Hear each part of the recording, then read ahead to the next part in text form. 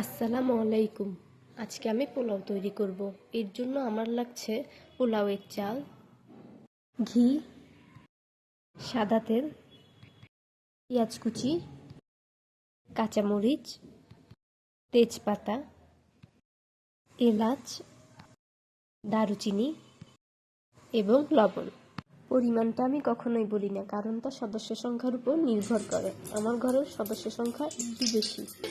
প্রথমে পাত্রে ঘি এবং তেল গরম করে তাতে পেঁয়াজ কুচিগুলো দিয়ে ভালোভাবে নেড়েচেড়ে ভেজে বেরেস্তা করে নেব।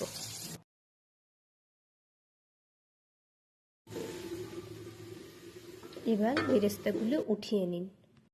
পাত্রে ঘি এবং তেলের পরিমাণ কমে গেলে আরেকটু ঘি এবং তেল দিয়ে এতে তেজপাতা, দারুচিনি, এলাচগুলো দিয়ে ভালোভাবে নেড়েচেড়ে আগে থেকে ধুয়ে রাখা পোলাওয়ের চালগুলো দিয়ে দিব।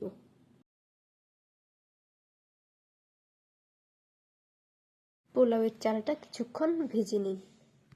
এরপর এতে প্রয়োজন মতো লবণ, পানি এবং কাঁচামরিচ দিয়ে দিন। আপনারা চাইলে আদা বাটাও দিতে পারেন, এতে স্বাদ আরও বেড়ে যায়। এবার ঢাকনা দিয়ে ঢেকে সেদ্ধ হতে দিন। কিছুক্ষণ পর পর ঢাকনা সরিয়ে চেক করতে হবে ভালো করে সেদ্ধ হয়েছে কিনা। এরপর নামিয়ে উপর থেকে বেরেস্তা ছড়িয়ে গরম গরম পরিবেশন করুন মজাদার ঝরঝরে পোলাও।